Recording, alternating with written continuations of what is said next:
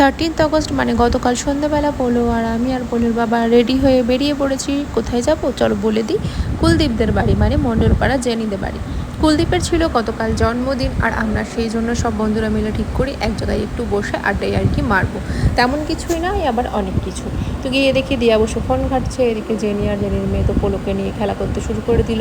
আর এই যে আমাদের বার্থডে বয় গিয়ে দেখি আমাদের সমস্ত খাওয়া দাওয়ারই প্রিপারেশন করছে। ড্রাই চিলি চিকেন রান্না করছিল কুলদীপ, সত্যি যেরকম দেখতে সুন্দর হয়েছে খেতেও কিন্তু তার থেকে অনেক অনেক গুণ বেশি সুন্দর হয়েছে। আর তারপরে আস্তে আস্তে সবাই চলে আসা শুরু করলো। এই যে শ্যাডো চলে এসছে, আর শ্যাডো তো সেই আমার ছেলে শ্যাডো মামা করে উঠে পড়েছে। তারপরে যে দিয়া এলো, দীপা এলো, আর তাতাইও এসেছিলো, কিন্তু ওর ভিডিওটা আর করা হয়নি। আর এদিকে দেখো রুকু তো ভাইকে পেয়ে ভীষণ খুশি, ভাইকে একদম চটকে আদর করে দিচ্ছিল। ওরা দুজন এক জায়গায় হলে কিন্তু ভীষণ মজা করে।